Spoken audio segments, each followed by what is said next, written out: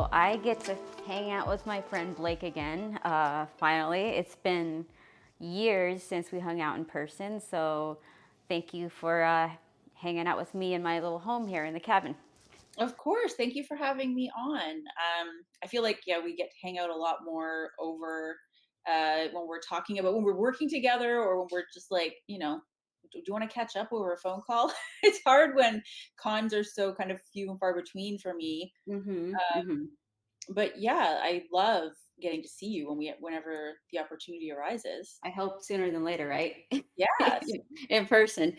Because we were So roommates at Comic Con. That was amazing. we need to tell our origin story. That's what it Yes. is. So, yes, I don't even remember. I feel like so awful. My brain. I told you I haven't had enough coffee today, but I can't remember the exact year. But we were at San Diego. It was my like Hmm. first time basically ever at San Diego and working for Aspen. And they told me, okay, this is your room in this hotel. And my flight got in at a certain time. And I remember thinking, okay, I'm rooming with Sia and I don't know when she's getting in and I have all this crap like all over one side of the room and my bag was there and I'm like, okay, she's gonna come in the middle of the night. I don't want her to trip.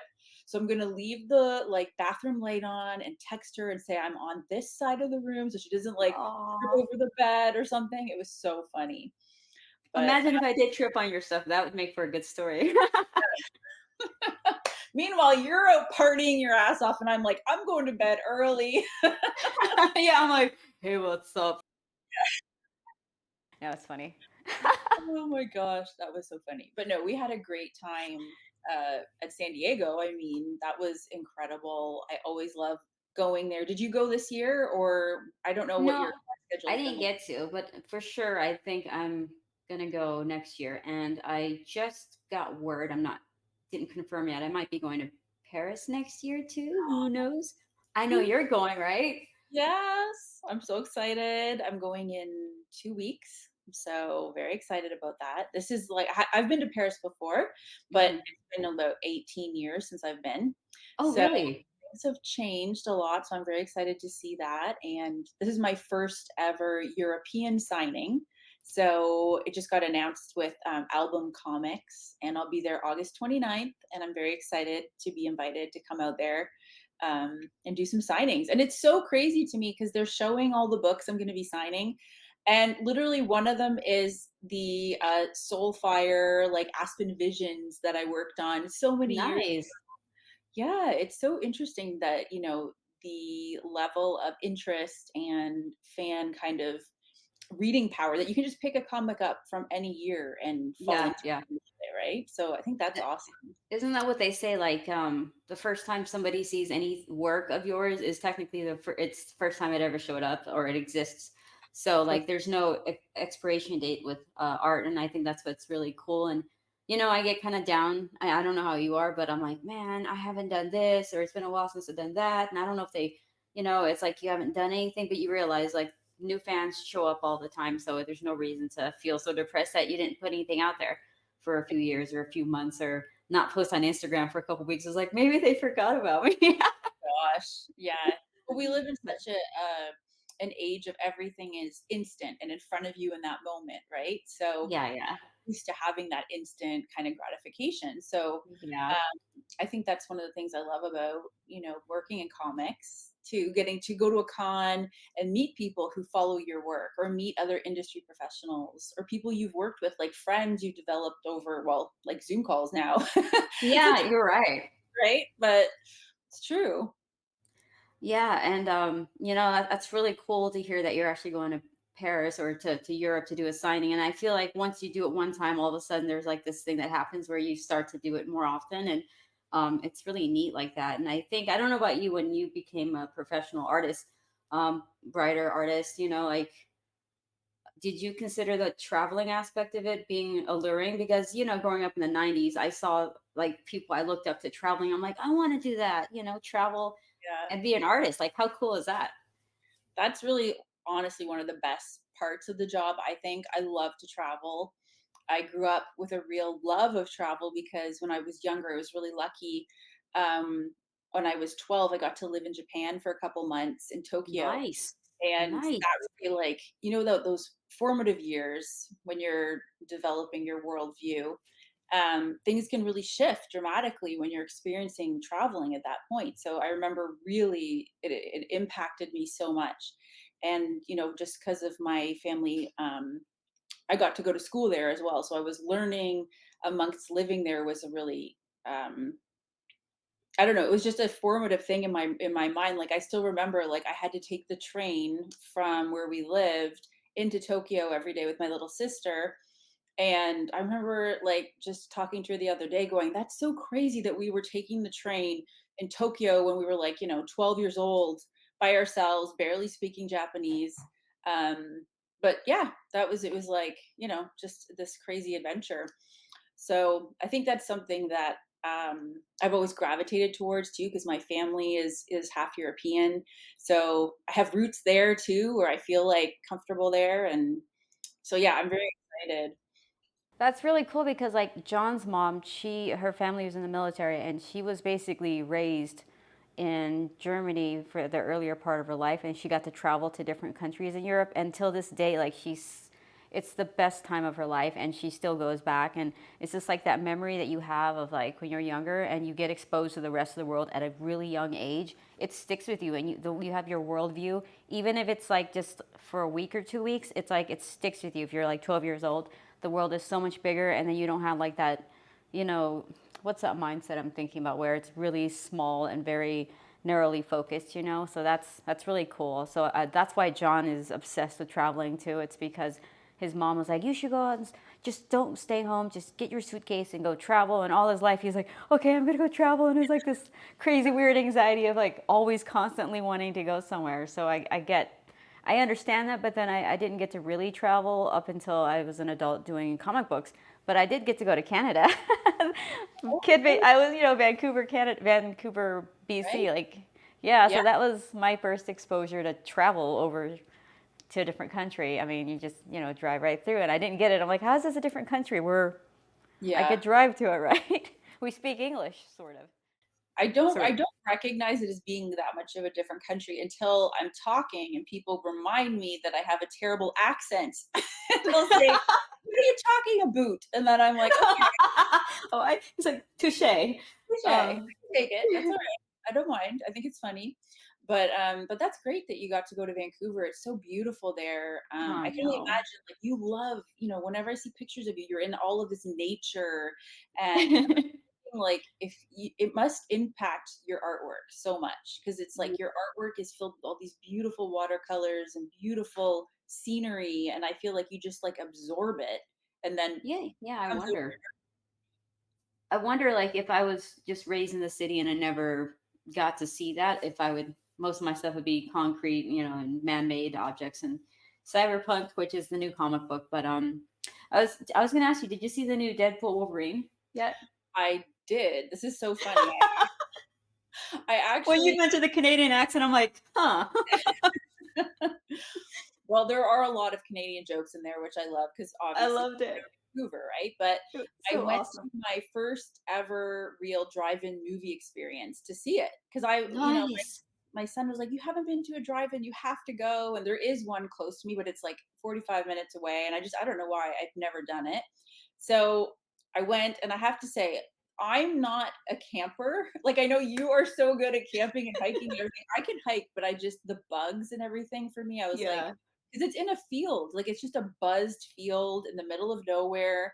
And there's a lot of bugs in Canada, right now. So anyway, I was more a fan of the movie was great. I really liked it. I don't know, like I don't want to give like spoilers away or anything, Mm-hmm. but I thought it was really geared towards hardcore fans Mm-hmm. because there was a lot of Easter eggs and there was a There's lot so of, many Easter eggs. yeah. I mean, obviously the cameos. There's so many cameos. I don't want to ruin Yeah, it for yeah. anyone, but yeah, like those little moments where you're watching it and going, "Oh, I got that reference. That's awesome that they put I that in started here." to look for references everywhere because I'm like, there's. I think I picked all of them out. I think I did. But Yeah, think about the fact that they geared it towards like the hardcore fans and it still made all that money and they didn't have to be afraid of like losing anybody and they still did really well even though they weren't trying to like, I guess appeal to like a mass audience. It somehow worked, you know. So I think that's what's inspiring to me. It's like if I don't want to shoehorn myself into a little position just because of being worried about people watching, reading, enjoying something, I should probably just like not worry about that. Well, At least yeah, not so much, right? and on top of that, I mean, it was a rated R movie, right? So, I Yeah. mean, typically those don't make as much at the box Hmm. office. I don't think like traditionally because you have to think like even the kids can't go see it, right? So, That's funny. um, I didn't expect it to do so well, but I'm so happy that it did. And I It's think inspiring. your point is really interesting, though. It's very important that you don't. The purpose of art isn't to make it for everyone necessarily, because then you're making it for no one in particular, right? Yeah, yeah, yeah, exactly. Pick a direction artistically and stick with it. And I really think those end up being like the greatest sources of art when you can do that. And they're timeless, right? Yes, the timelessness is so good. So fans Uh, appreciate it too when you stick to your guns about certain no things. pun intended. No pun He intended. stuck to his guns, all right. He got some guns for sure in that movie. Right. But And he there is a was a vision and they carried out a vision. So yeah, I love that.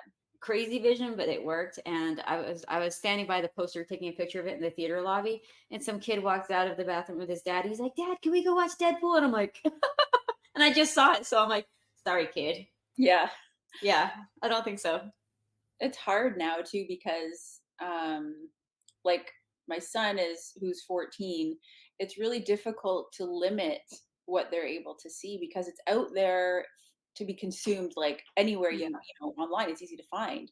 Um, so I find now he has more either heard indirectly through different mediums about things. So we'll be talking about something and he'll be like, "Oh yeah, I heard about that already, da, da, da, da, from somewhere else." It's like this matriculation of information that just comes down and they kind of absorb it through different mediums. Areas that you would have no control over. Yeah, So I think it's just like him knowing that you're there. I think it's like you find your thing where however you find it, but I'm as your parent, I don't want to know that you found it, or I'm just gonna turn a blind eye like I didn't see you watch that thing. So, something like that.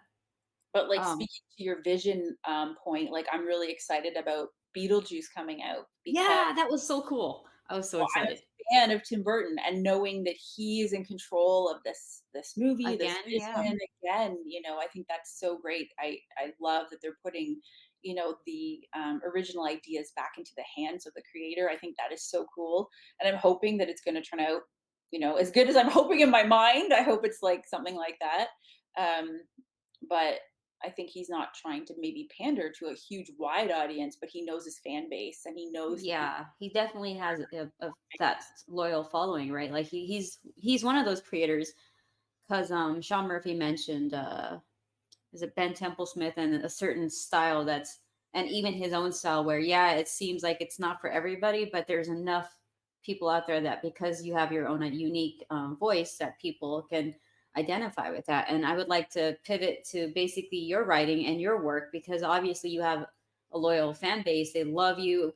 They love all your little quirky posts. I love them. I'm like, ha, that was so well played. It's so good. So tell me, like, I guess the one origin story I don't think I ever got from you is like your how you started writing. And I mean, let's be honest here, like being a writer is hard. Like getting your start and actually putting your words out there. I mean, that's got to be scary at first. So tell me your origin story. Yeah. Okay. I'm like, where should we start this? So I got my degree from McMaster University, and I have a BA in English Lit. And right out of school, I ended up going into working in insurance. So, because it's a safe industry, it's a paycheck, Hmm. right? So I did it. I did that for 12 years. I worked in the Canadian banking system and insurance industry, which was not my thing, and it was 0% creative, right? So I'm thinking, why did I get this degree if I'm never going to use it? So there came an opportunity when, I had the option to either continue or stop working there. And I was like, you know what? This is my chance. I'm going to try to be a writer. I'm going to try because this is it. So I decided, and that was really scary. Just just making that decision in yourself to have the self-confidence to try to do that, especially when I had little kids then, it was really scary. But I started just taking jobs anywhere I could. I was writing for, doing interviews for CBS and CBR. Nice. I was actually writing interviews and doing them with UFC fighters. Nice. So funny, yeah, because now my son thinks that's the coolest thing ever. You talk to Alistair Overeem and Chris Weidman and these UFC fighters, but I was writing it as part of their CBS Man Cave Daily.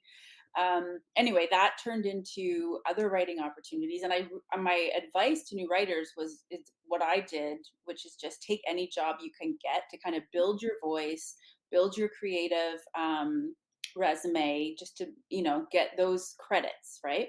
Hmm. So, and then from there, I ended up chatting online, I think, with Mark Miller, and he was saying that he appreciated, the take I had on some of my, he liked my writing, and he wanted to know if I'd be able to do the work on the editorial content in the back pages of his comics. And at the time, it was a couple like Kick ass, right? yeah, like Kick Ass 3, Jupiter's Legacy, which this was where I got my kind of first start in comics. Hmm. So people had seen me there in an editorial capacity. I was doing the back page editorial section, but also he needed me to curate some of the art, the fan art. So that was great because I got to kind of pick and choose and find new artists, which I ended up loving because I had a along with my English degree, I had a minor in art history. So I've always loved studying classical artists, and I loved, being immersed in the art field. So this just was right down my alley, and I loved it. And then from there, I decided to start writing my first novel. I kickstarted the novels, part of the Arena Mode trilogy, which at that time crowdfunding had just started. What year was that? Back I want to say 2013ish, around then. Hmm. And I was really lucky because I was kind of like a bigger name in a smaller pond. So I got more attention then. Nice. Right now it's huge industry and there's way more companies doing it and everything. But back then it was just starting out. So I was one of the new people on the block, and that worked out really well. And I loved doing that. So I actually really enjoyed the whole crowdfunding experience. And I was lucky because I ended up being like on the main page of Kickstarter for 2 weeks just by happenstance. And Nice. so that was a great way to really, I found it built my voice too within the industry because people were interacting with me through the Kickstarter and the crowdfunding pages and online. And so I got a very nice sort of base of fans who understood the type of writing that I did. And Hmm. that was really important. And I found a lot of those people really have followed my career. Like I have people when I go to conventions, they'll bring a copy of the original Arena Mode or book whatever I was crowdfunding. And they're like, oh, I've had this on my desk for like 10 years and I followed your career and I interact with you and stuff. And I think that's amazing. Like I love those stories. I love meeting those people, and they're really like their support means everything to me because they get what I was trying to do. They've followed my voice, and I love that. That's such a unique thing I think amongst too, like in comics. Hmm. Yeah, and they're loyal for life. It seems like if they followed you from the beginning and you spoke to them, they will always. So long as you're not like, I don't like you, then it's different. Like they're always going to be there for you. And that's what's interesting about your career is like, I know that a lot of people are really scared to put their words out there and they want to write comics. But I think based off of what you're saying, sometimes you don't have to start writing comics first. You should probably just put your voice out there in the novel form, especially self-publishing in some ways. And the fact that you had the guts to do Kickstarter that early on and turned your career that way, that's very interesting because I heard about it early on, but I wasn't sure how many people would start using it. But the fact that you had understood and thought that that was a good way to fund things, did you already have a fan base that you thought was gonna, you know, back the book, or did you just kind of hope that the community and Kickstarter had enough of a people who wanted novels that they would actually start to back you? Which one was it more or less like fan base or Kickstarter, just platform? I had a bit of like a Twitter following at that point, and there were like people interacting on Facebook and everything. Um, but I was going on faith, a lot of it, because you really have to believe in yourself to run a Kickstarter campaign. Um, Obviously it takes, the way, like, I actually did a lot of it myself, like between myself and my team here. Like, it wasn't like, I actually was the one packaging up every package, mailing them out, like, having to go back and forth. It's a lot of work. So it's like, Mhm. there's like three parts, right? There's the writing the novel, then there's crowdfunding it online, gathering the all the pledges and support, and you're focusing on writing back to everyone and managing the different levels of what everyone wants. But then the hardest part almost is the fulfillment part, because I wasn't aware of all that would go into that, with in terms of Mhm. dealing with printing press people, publishers, mailing, and because it's international for me, because I'm based in Canada, it was a whole thing to go across the border for the mailing the international packages. So it was a huge endeavor, but I feel like it really paid off in my for my career. It paid off the way, everybody has their own like roadmap for how they get in. Sometimes I Mhm. get a question like, what would you say I should do to get into the industry? And it's so personal and it's so Mhm. individual, based on that person's individual strengths, or where they come from, or what, how they see the world. So it's so, I don't know. That's an individual question, I guess. But for me, it worked out really well and I really enjoyed that. But then it led to so many other opportunities, which I was hoping to get more into legacy characters. So I was Mhm. excited to work, with Aspen right away when I jumped over to do, the Fathom Volume 6 with them. Was my first kind of break into doing my own series in comics. And that was great. I loved working with them, and the artist that was attached was Marco Renna, this amazing Italian artist, and it was really well received, and I had a great time doing it. And I thought, okay, this is a different type of writing, but I can do it. Mhm. Um, so yeah, it's just getting to flex all of these creative muscles along the way has been really fun and amazing, and I'm very appreciative, I guess, of this crazy journey wherever it got to me to where I am today. Did you have like a North Star though, kind of deep down inside? Was there like a, in terms of writing, like a form, a certain form of writing that you really wanted to get your toes wet, whether it be screenplays, novels? Like, was there an end part of the industry in writing that you would like to have gotten to? I guess. So I started with novels, and that's going to be, I guess, my base, kind of like my anchoring point, because that's what I love, I would say, the most, and where I got my first recognition with my Arena Mode series, and then North Valley Grimoire. Those novels really were like world building.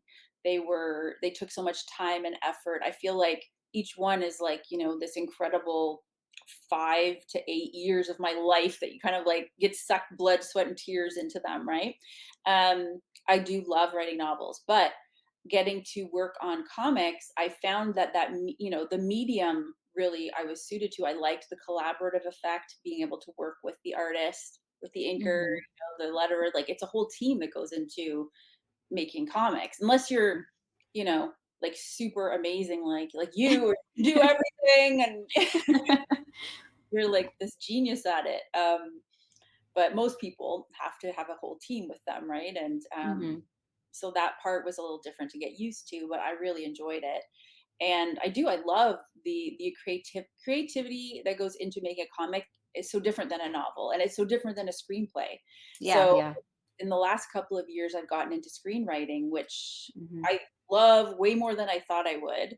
It's kind of like a combination for me of novels and comics, because you have to Yeah. be very succinct in what you're saying and getting across the ideas very quickly, but you do have room to like kind of showcase what is happening visually. You're trying to get it. That's it. Yeah, the visual aspect of it. Eventually, it translates into hopefully something visual. So I guess for me, that's why I asked you, because you were the first person I asked about screenwriting. I was like, or the software and stuff. And then I got into writing, and it's kind of like comics, but it's like so different because my brain is gonna explode right now. But Yeah. because you're dealing with like budgets and stuff, where in comics, like Mark Millar was saying in one of his interviews, like what's awesome about comic books is there is no budget. You draw whatever you think it's, for the explosion or Right. whatever the camera angle is. So that's what's really cool about comics. And with film, you can't even have like two cameras without going. That's half the budget right there.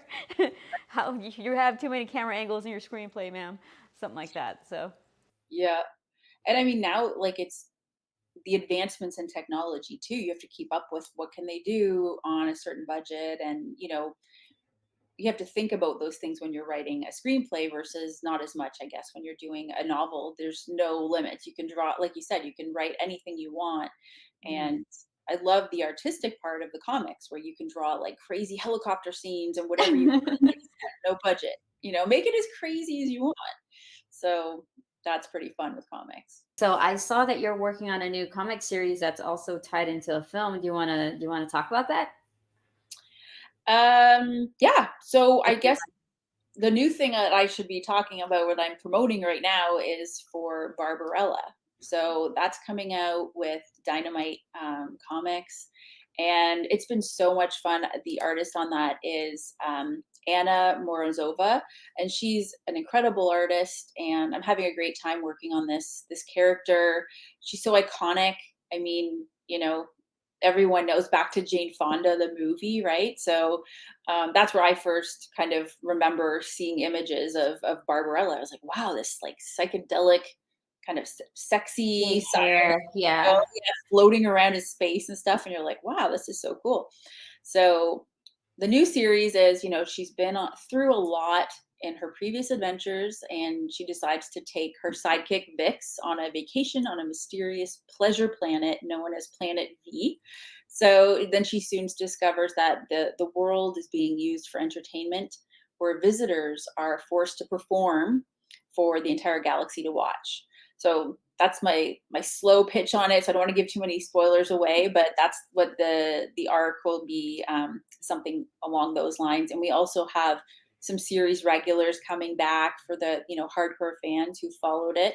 So that's always fun to play with characters that have existed for already so many years and have followers and fans. I love that. So, how much of the source material, it's always like that with comics, right? Like, how much source material did you take when writing your own storyline for the comic? Do you mean in Barbarella or? Yeah, yeah, in Barbarella. Yeah, like, how much of the source material is there like a certain set of, what is it? What's the word I'm looking for? Continuity and all that Right. stuff. Well, the mandate was that they wanted, obviously, like, she's an iconic IP that's been around for decades. So, I feel like inevitably there's going to be evolution, and new creators come in and want to try different things. So we've seen this, over and over with different IPs, like Star Wars, Star Trek, Predator, the Terminator franchise. It goes on and on. But I feel like sometimes, when you're changing tone and style, it can freshen things up and it's exciting, but you're always in danger maybe of going a little too far off track. And that's the great thing with the fans. I mean, they'll let you know when you've moved too far from the source material, like it or not, right?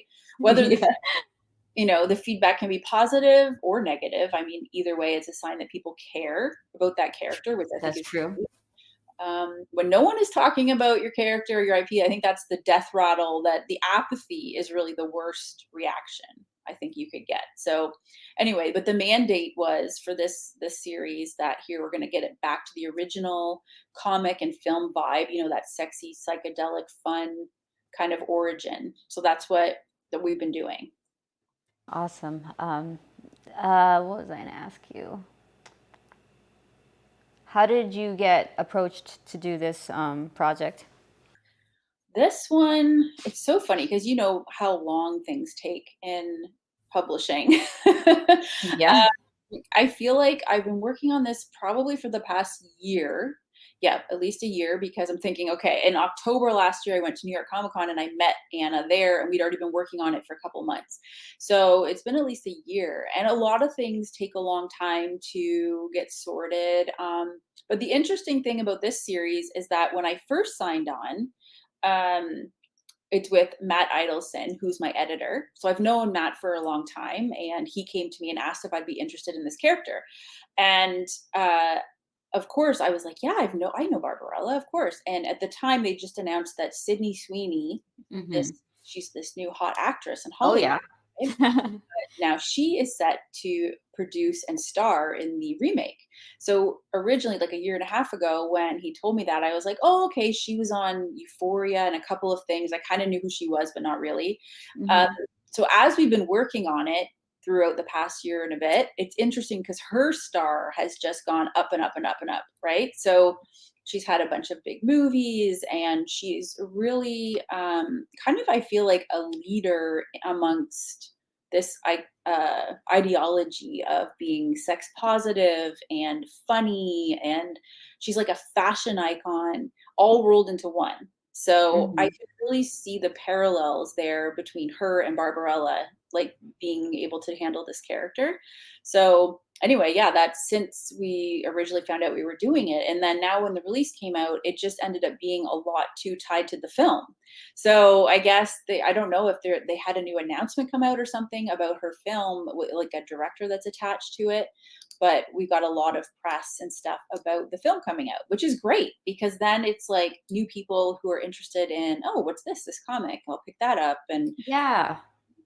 so That's that's always the tough part with comics, right? And movies is there's not always a translation, or it it's hard to promote both things if something is a little behind or too far right. ahead and stuff like that. Like there's always a missed opportunity, it feels like, with comic book movies and stuff like that. So that's really nice that the synergy somehow happened with your book and then the movie. And then Sydney's star going up. I saw, what was it, like anybody but you, or Yes. something like that. That was hilarious. I love that movie. So I mean, guilty Yes. pleasure. And the interesting thing about that, I was thinking too, is that there haven't been a lot of romantic comedy type movies out in the past couple of years. I feel like people are afraid to take a chance on those. Hmm. I remember growing up, I mean, there was a new romantic comedy always in theaters that you could go to with your girlfriends or whatever, like, oh, let's just go see this movie. Drag your boyfriend along with you. Yeah, drag your boyfriend, come on, let's go see. Like, I remember always feeling like there's always one in theater, but now it seems they're very few and far between. So I don't know, but like I think her chemistry, obviously, with Glenn Powell, he's also becoming a brand, like a It big was the household perfect name. kaboom. Yeah, it was Yeah, the perfect match, and I was like happy to see that, whether by chance or on purpose, like their movies came one after another in a way where it kind of created this mountain peak for both of them. And it's exciting because they're, I guess you could say, that the new generation of superstars now that are actors and producers, and I think that's what's really cool about the new generation. And even Sydney, I know she was really great at, I mean, she went to school in Washington State. So I mean, I think she's got to be like either a Cougar or one of the other schools. But I mean, it was kind of cool to see that she went to school here, and then she's super smart. You she's can't be oh yeah, dumb and do what she's doing, regardless of what people assume based off of how gorgeous she is. But right. Well, um, she's a very smart businesswoman, and she saw a hole in the market and filled it. And she's realized there is a market for rom-coms, and what that wasn't being filled. She's also producing films, which is great. And I mean, I don't know if you caught her on Saturday Night Live, but she was hilarious. She pokes fun at herself in a way oh, I need to that, see that. yeah, it's like a breath of fresh air. I feel like she did a couple of like skits where she was making fun of herself, and like a Hooters sketch and stuff, and I was, Oh. this is stuff that you really, I don't think you would have seen this, maybe 5 years ago. So I don't know, like, I feel like she's on the verge of this new movement. Really, she looks like happy, fun, breezy, and I feel like she just perfectly embodies Barbarella. So I'm really Yeah. excited to see if this movie comes out. Plus the psychedelic part of it from the 60s. I mean, I love that it was a real part of the retro futurism movement that was happening across Hmm. Europe then. And, it's filled with this campy style, which was popular, and the imagery that was going on in terms of also the music. I mean, it's been such a pop culture phenomenon since then. So It's that's kind of incredible. like Austin Powers. Remember Austin Powers? Yeah, But Austin Powers is more like not a, it's like a comedy, or a what's the word I'm looking for, where it's making fun of that era. I mean, it's a comedy. Kind of like the funny humor's in there, but it's also spoofing something. Yeah, spoofing. Yeah, that's basically it. But I love that vibe. Like it's so fun. Right. So yeah, I'm actually excited to see all of this happen right now. It's like I feel like there's a movement right now where there's people who just decided they just want to go do their own thing and they're not tethered by anything anymore. And so you get a lot more creativity. I know it seems like that's not happening, but I feel just after talking to Sean and Eric Canadian, all my friends, and you, there's artists are taking more chances and they're putting themselves out there. And it's not easy, but it's definitely way more rewarding, I feel like, than it used to be when you were kind of stuck thinking that you had to work for a couple of different, publishers and stuff. So Oh yeah, yeah, it's kind of it seems cool. like there's way more opportunities now to get your work out and to have these, incredible like distribution deals or moving forward crowdfunding, whatever avenue you choose, it seems like there's really nothing holding you back except yourself. So Agreed. I feel like, once you get over that hump of being like able to say, okay, I'm going to do this, I think it just goes from there. And you have to agree that there is stumbling that happens along the way, but I mean, how do you, because I mean, the starting is the hard part. And then when you do start, you might end up with what you consider a failure early on. Like, how do you get back up when you've stumbled, whether Yeah. it's financially or with your material or no one's, people aren't responding to it? Like, what do you recommend for people who, you know, Yeah, I feel like you're right. It's not all, I mean, my number one go-to is alcohol, but no, I'm just wine? I'm lying there. No, I feel like there is a lot of push and pull. There's always going to be. I always say like these stupid like little quotes that I hear, but they end up really coming true. They say 5 steps forward, 2 steps back. And another one I live by is like your vibe attracts your tribe. I used to have a Oh, I like that one. Your I had that vibe on a attracts your t-shirt. tribe. I wore that to bed all the time. Like, I just feel like there are going to be good days and bad days, and comics is a difficult industry to be in if you don't have a thick skin.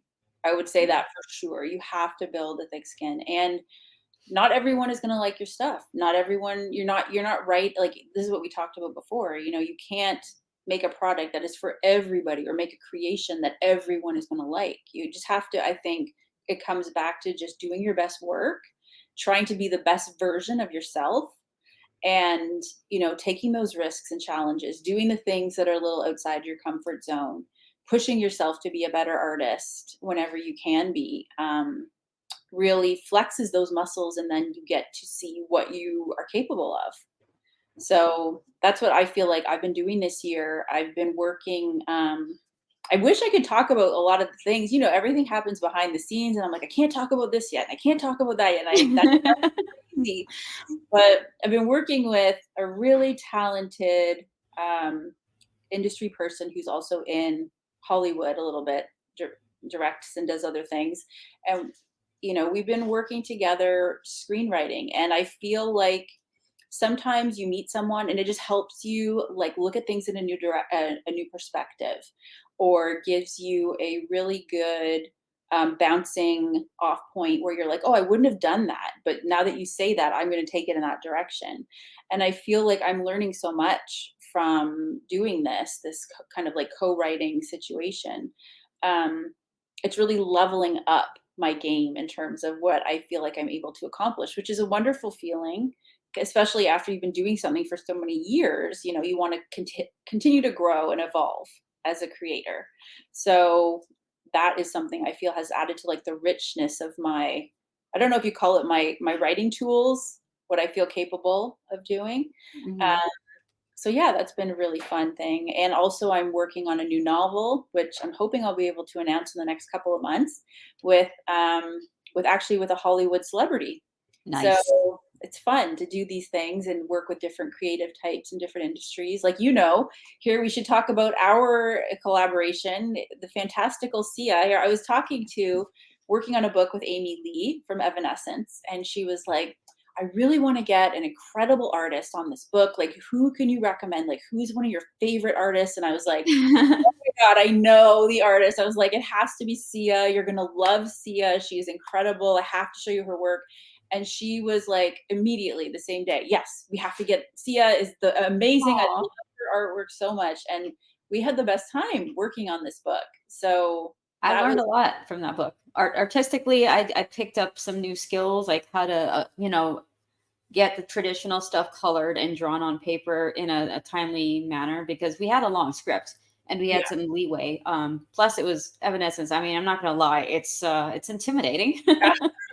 There's and the thing about them we don't think is the fans from the musical industry, you think, "Oh, they're not gonna cross over and follow," but they are so Die hardcore, hard, hardcore. diehard Yep. fans. Like, I hadn't experienced other than actually maybe DC fans are kinda like that too, but, like, when you get into, like, a certain like, and they love Amy Lee, and they love the band, and they will just go crazy for anything she's doing.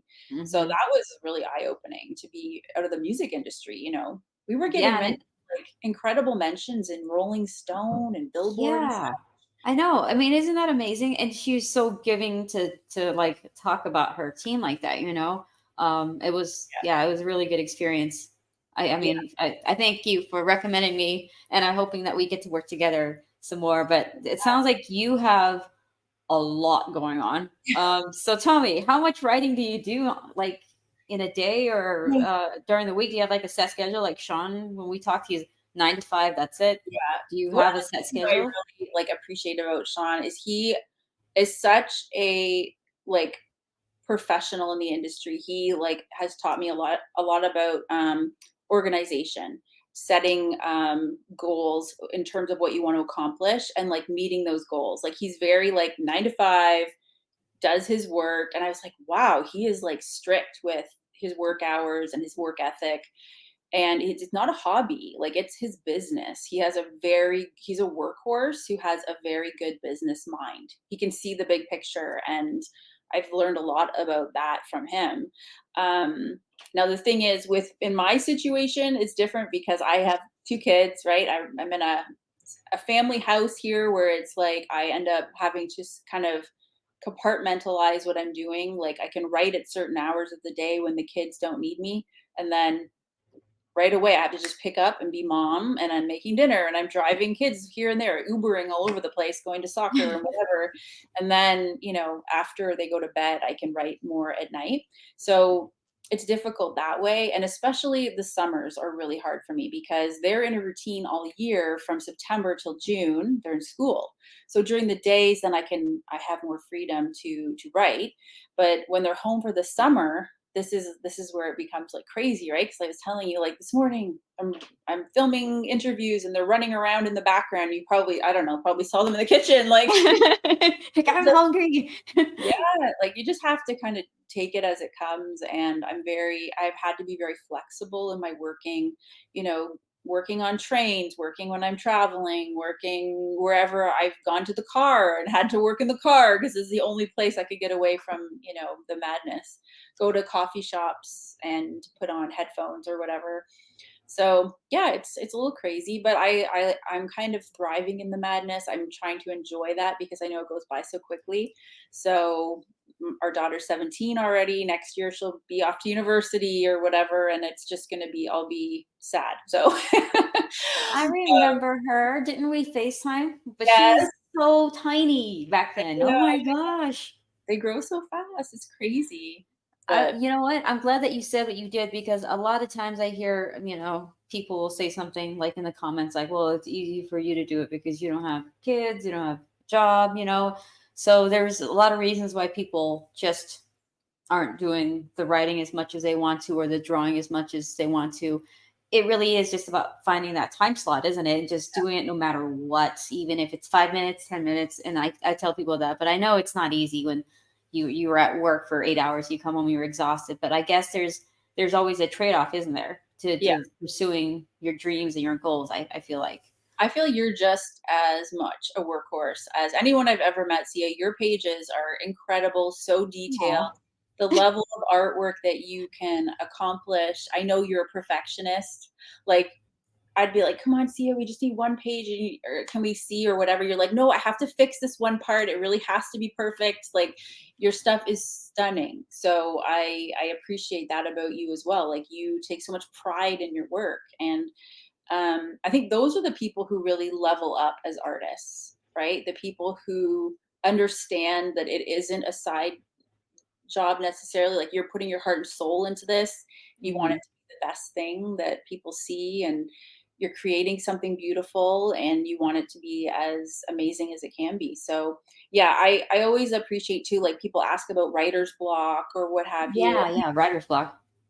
That is something that I know it does exist, and I try to just do a certain amount of writing every day. Even if it's bad, I say to myself, I can always toss it, but I need to get the words out. I need to get it out. And if I'm stuck in a certain scene or a certain, part of the novel, I'm just like, okay, this isn't working. I'm going to move forward. What do I want to write today?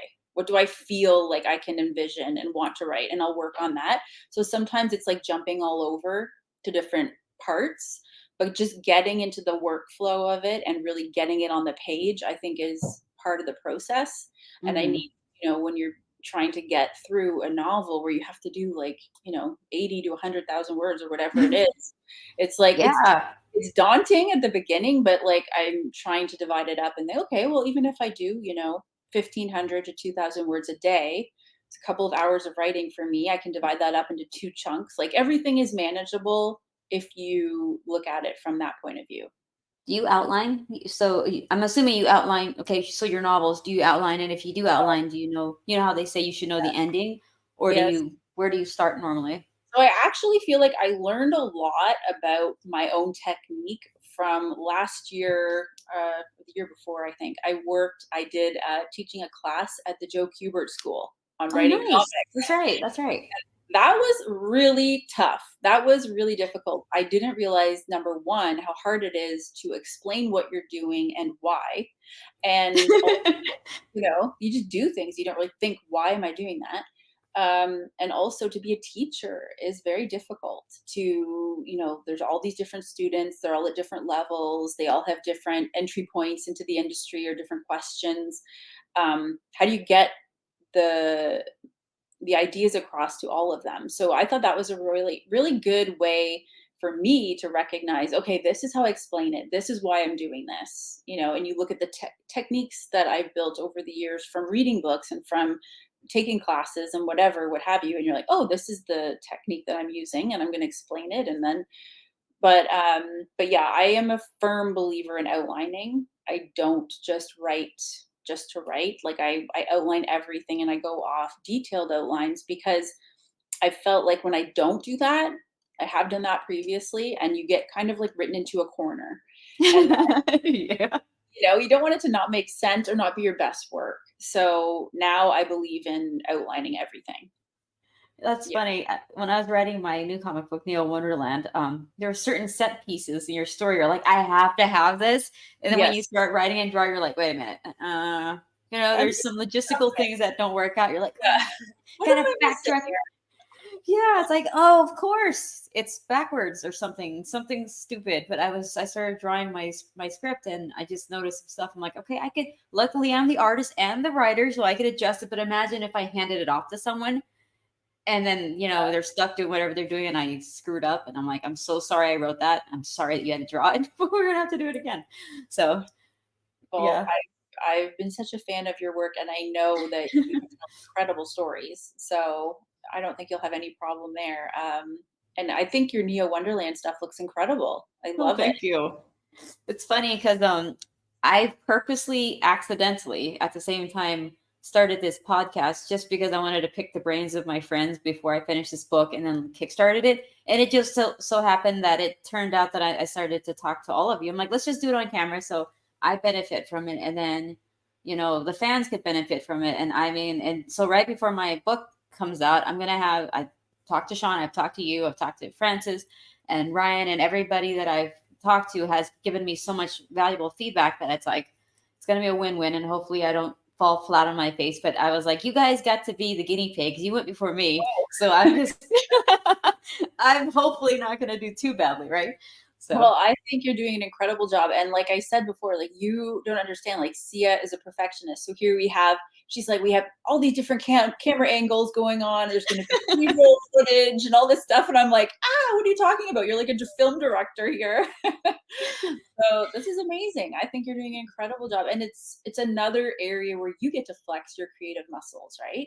You're putting this yeah, time yeah. and effort into it. So obviously we appreciate it too, because now other people who might be trying to get into the industry can check out your amazing, interviews and all of your footage that shows what you're doing. It's like you're teaching a class, which is Yeah, incredible. but I don't want it to be boring, I guess. It could never Just be saying. boring with your artwork. No. But yeah, no, Yes. that's great. So the FOC date is coming up for August 19th, and I'm very excited. They have a bunch of cool variant covers that are going to be available, and it comes to stores October 2nd. The artwork looks great. Anna Morozova, is the artist, and she's doing an incredible job. So I'm really happy to work with her. And they have a bunch of different artists who are doing all of the covers. So it looks like it's gonna be a bigger deal than I thought. So I'm excited about it, and I hope you like it. It's a fun adventure. So Yeah, I think they will. I'm excited to check it out. I love your work. Obviously, that's why I always contact you and I ask you all these questions, because you have so much knowledge, and like you have a unique voice in how you do not only the writing aspect of it, but the marketing and the way that you interact with your fans online. I think that's a really huge thing to take away with anybody who's trying to write, because the fear in writing in comic books is no one's going to read your work or no one knows about you, but you've proven that you put yourself out there and someone will notice you whether they've read your writing or not, and it might, it's reciprocal in a way. So I mean, I love hearing from fans, the audience, anyone who's going to pick up and read anything that I do. So I'm appreciative of that, and I think it's such a fun creative industry to be a part of. So yeah, I just hope it keeps growing, and we'll see where it goes. Thank you so much for your time, Blake. All right, you guys, we're going to have her links in the video description, and you guys are going to see this probably in about a week or so. But thank you so much, Blake. Continued success. I can't wait to work with you again and pick your brain about so many more other things. I'm sure I'll have you on again. And I was on your episode at one time. I think it's heavy metal. So it's my turn to interview you. It's kind of fun. I wanted to ask you questions, but I'm like, I realize I'm the guest today, so I can't sit here and ask her a bunch of questions. So that was really cool that you actually got a chance to chat with me today. But I will see you guys on the flip side. And as always, you guys, thanks for watching, and I will see you guys around.